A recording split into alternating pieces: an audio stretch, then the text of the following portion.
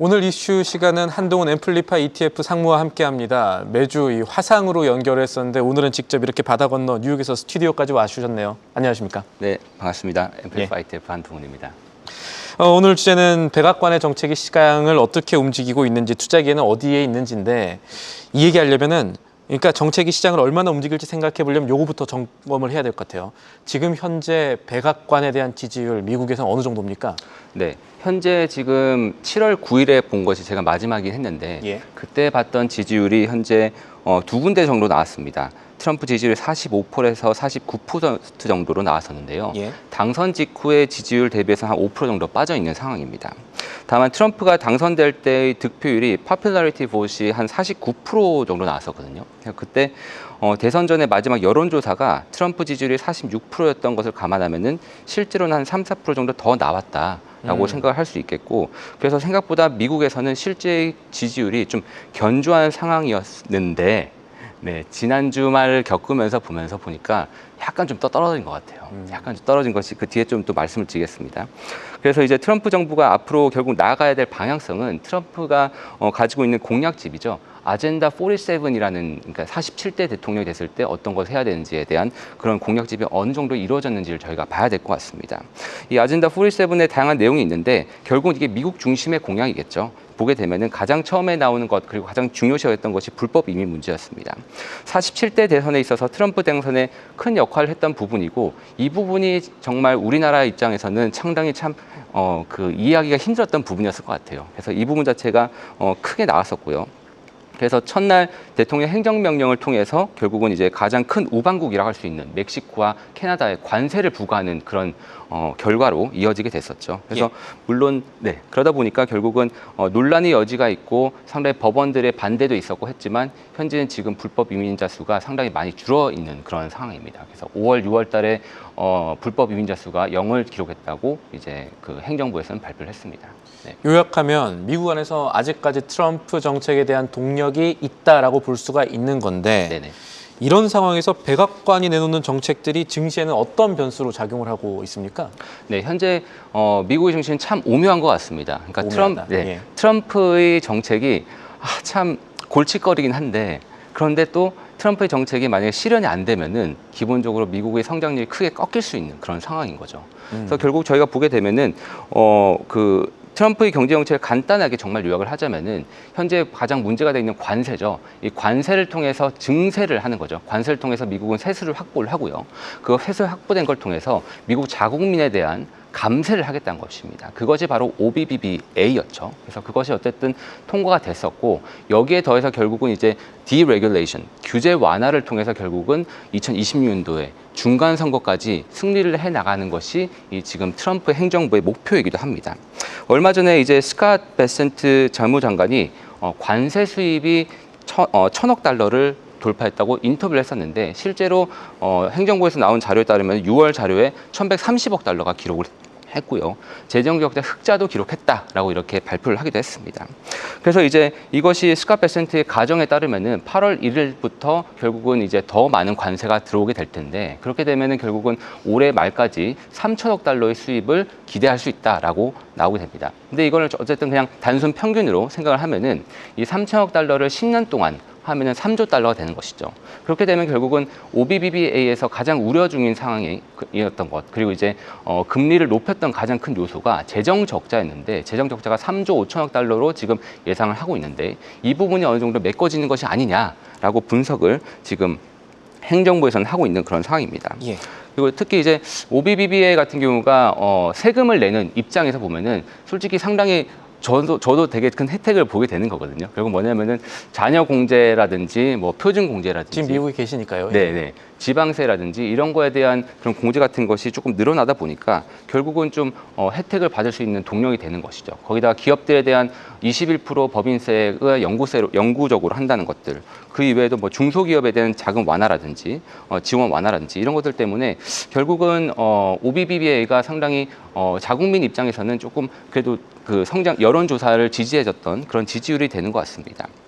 그래서 또 이제 정부에서는 얘기하는 것이 OBBBA에서 결국은 가장 큰 문제가 재정 적자죠. 3.5조 달러의 증가 우려가 분명히 있는 상황인데 이것이 이제 많은 그 의회 예산국에서의 분석이기도 했었고, 근데 이것에 대해서 판단은 결국은 행정부에서는 여기 그 CBO에서 나왔던 그런 분석은 GDP 미국의 성장률이 1.8% 상당히 낮게 측정이 되어 있었다라고 얘기했었고, 그 외에도 이제 뭐 도지라든지 도지의 노력이 있는데 이런 재정 적자를 줄인 것들, 그리고 메디케이드와 뭐 메디케어 같은 것이 또 큰 이슈이긴 한데 여기에 대해서 불필요한 예산을 삭감하겠다라는 것이 있다 보니까 이것들을 통해서는 결국은 재정 적자를 조금 막을 수 있지 않겠느냐라는 것이고, 결국은 OBBBA에서 가장 큰 요구하는 것은 뭐냐면은 결국은 감세를 통해서 경제 활동을 더 활성화시켜서 결국은 그 감세를 더 할 수 있다라는 것을 얘기를 하고 있는 것 같습니다. 그래서 이게 결국은 말도 많고 탈도 많지만 OBBBA가 결국은 통과가 됐었죠. 여기다가 이제 결국 관세와 감세를 통해서 거기다 더 나가는 것이 디레귤레이션인 것 같습니다. 규제 완화. 네, 규제 완화죠. 규제 완화가 이번 주에 또 크립토 윅 해서 이제 비트코인이 엄청나게 올라가고 있는 그런 상황인데, 결국은 이제 지난번에 말씀드렸지만 6월 달에 상원에서 지니어스 법안이 통과되고 7월 내에 무조건 통과를 시키려고 하원에서 노력을 할 것인데, 이번 주에 분명히 이제 통과가 되겠죠. 통과를 시키겠죠. 그래서 통과를 시킬 거고, 그 이외에도 뭐 클래리티 법안이라든지 그 외에 뭐 엔타이 CBDC라든지 이런 것들을 디레귤레이션 또는 가이드라인을 명확하게 하면서 크립토 또는 스테이블 코인 이런 암호화폐 가상자산에 대해서는 상당히 그 규제 완화가 있고요. 그 이외에도 최근에 발표했던 은행에 대한 자기자본 규제 완화라든지 뭐 그리고 오일, 시추 저기 키스톤 XL 파이프라인을 구성하는 등 그런 오일 시추를 또 완화한다든지 환경 규제 완화한다든지 약간 이런 것들을 하다 보니까 결국은 이것들을 통해서 2026년도에 중간 선거의 승리를 이끌겠다는 것이 트럼프 행정부의 시도인 것 같습니다. 예. 네. 다른 나라한테 세금 받아내서 미국 사람들 세금 깎아주겠다. 그래서 조금 남겨 먹겠다라고 네. 한다면 속된 말로 맞습니다. 결국 미국 사람들 세금 깎아줄 만큼은 다른 나라들한테 받아낼 관세가 정해져 있기 때문에 그만큼 우리가 참고할 숫자가 역으로 분석을 하면 나올 수가 있는 것이고, 네. 또 그런 측면에서 트럼프의 법안이 통과가 안 됐다면 오히려 미국 증시가 폭락을 했을 수 있다는 의견으로 정리를 해보겠습니다. 맞습니다. 자, 상무께서 말씀하신 것들을 좀 들어보면은 전반적으로 미국 시장에 대해서는 기대 심리가 확인은 되지만 그래도 저희가 나쁜 것, 걱정되는 거 이것도 좀 점검을 해봐야 되지 않을까요? 맞습니다. 가장 우려가 되는 거는 트럼프 행정부의 현재까지 6개월 동안의 행동을 보면은 저희가 관세라는 것을 모든 것으로 무기로 쓰고 있습니다. 예. 관세라는 것으로 모든 것을 해결하는데 저는 개인적으로 가장 우려하는 것은 뭐냐면은 8월 1일까지 뭐 해결을 하겠다라고 돼 있죠. 근데 8월 1일 이후에도 저는 관세를 언제든지 무기를 통해서 내고가 한마 협상이죠. 협상이 다시 이루어질 수 있다. 관세로 항상 5년 내내 할 것 같아요, 솔직히. 그런 것들에 대한 불확실성이 있다 보니까 결국은 이것이 미국 자국민 입장에서는 뭔가 조금 괜찮은 것 같고 우리를 위한 것 같지만 결국은 글로벌 증시의 입장에서는 상당히 변동성을 일으킨 요소일 것이고, 이것이 결국은 미국 경제에 조금 부정적인 영향을 줄 수도 있다라고 또 생각을 할 수 있습니다. 그래서 이제 다만 다행 중에 다행인 것은 이거에 대한 패턴을 이제 투자자분들도 많이 알다 보니까 이 관세에 대해서 많이 이제 그 얘기가 나오고 트럼프가 이렇게 많이 얘기를 했을 때 거기에 대한 불확실성이 시장에서는 좀 변동성이 좀 줄은 것 같아요. 그러니까 많이 한마디로 악재에 좀 익숙해져 있고 거기에 대한 좀 투자자들이 조금 좀 적응을 한 것 같습니다. 예. 그것이 하나 있고요. 근데 이제 중요한 것은 여기에 따라서 예. 페드에 대한 정책 불확실성 때문에 결국은 이제 관세에 대한 불확실성이 결국은 페드의 정책 불확실성으로 연결될 수 있다는 것이죠.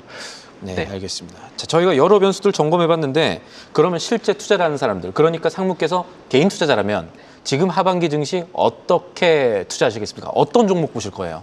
일단은 기본적으로 저는 코어로, 그러니까 한마디로 포트폴리오의 대부분 정도는 예. 미국 증시에 일단 가겠습니다. 미국 증시로 간다? 네, 예. 미국 증시로, 왜냐하면 국내 증시에 대한 포지션이 분명히 있겠지만 국내 증시에서는 이미 조금 많이 오르기도 했었고. 아, 그러니까 한국도 보지만 미국도 네. 본다는 거예요? 미국의 입장에서? 네네. 아, 예, 알겠습니다. 그래서 한국 증시에 대해서 분명히 자금이 있어야 되는 것이 맞고, 왜냐하면 엄청 많이 오르기도 했고 아직까지도 모멘텀이 있으니까요. 예. 거기서 모멘텀도 있고, 다만 이제 미국 증시에 대해서 자금을 가져가는데 중요한 건 변동성이 있기 때문에 이렇게 왔다가 변동성을 보이는 시장이겠죠. 그렇다면 결국은 미국 증시 약간 나스닥이라든지 S&P 500 같은 일반 지수 또는 가치주라든지 네. 그런 것들을 가져가지만 거기에 약간 변동성을 제하거나 인컴 수익을 가져갈 수 있는 커버드콜 전략, 그러니까 전략적인 전술적인 커버드콜인 거죠. 그러니까 커버드콜을 이제 왔다 갔다 비중을 좀 조절하면서 갈 수 있는 전술적인 커버드콜 전략이 좀 괜찮지 않을까. 그래서 그 전략을 저는 이제 가장 코어 전략으로 들 것이고 그 이외에 이제 약간 이제 위성 전략으로 조금씩 가져갈 수 있는 테마 전략으로는 아까도 말씀드렸듯이 이제 블록체인 테마가 워낙 크게 또 이제 주목을 받고 있다 보니까 이 블록체인 테마 그리고 또 한 가지 성장주로 본다면은 가장 꾸준하게 성과를 내고 있는 사이버 보안 테마거든요. 사이버 보안까지. 네, 사이버 보안 테마까지 가져가면은 상당히 긍정적이지 않을까 싶습니다. 알겠습니다. 오늘 말씀은 여기까지 듣죠. 매주 네. 화상으로 뵙다가 이렇게 뵈니까 더 잘 들리는 것 같습니다. 앞으로도 비행기 좀 자주 타주시고요. 오늘 말씀 여기까지 듣겠습니다. 지금까지 앰플리파이 ETF의 한동훈 상무와 함께했습니다. 오늘 말씀 감사합니다. 계속해서 다양한 경제 이슈를 알고 싶다면 구독과 좋아요, 알림 설정 부탁드립니다. AI 캐스터 권미정이었습니다.